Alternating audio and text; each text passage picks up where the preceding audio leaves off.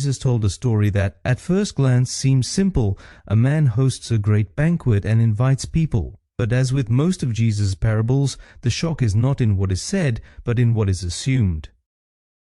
Welcome to the Sebcast, the home of the #1 network for your life. This is where we hear stories anew, look deeper, and discover together how Jesus works today. The first invitees didn't say no outright. They said something much more acceptable.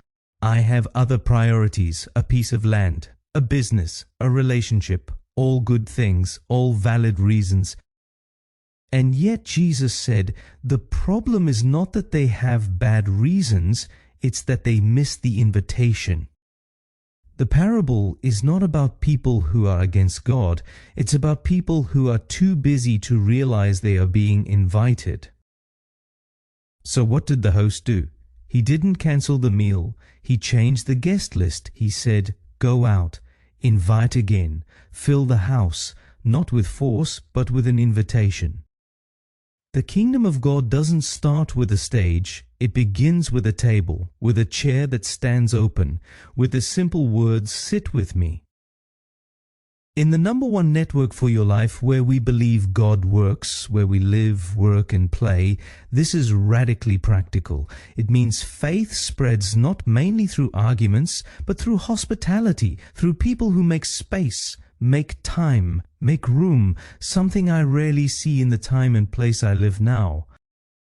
We often think of missionary work as big moments, a sermon that changes everything, a conversation that immediately convinces someone.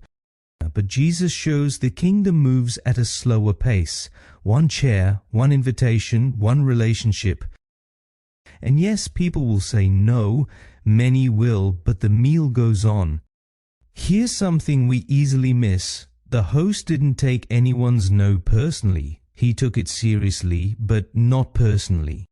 He didn't change the invitation. He just kept inviting. When you invite someone to church, to a group, to a conversation, or to a coffee, you're not interrupting them. You're reminding them that there is a place for them. The kingdom of God is not exclusive but specific. It asks for a response, not necessarily today, but someday. So maybe the question is not, what if they don't come? Perhaps the question is, what if the chair stays empty because no one keeps it open? God's house is meant to be full, and He does it surprisingly through ordinary people with open hands and open chairs.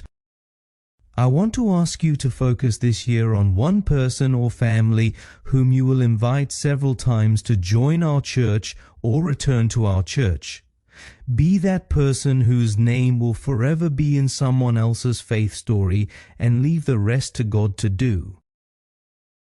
Until tomorrow, take care.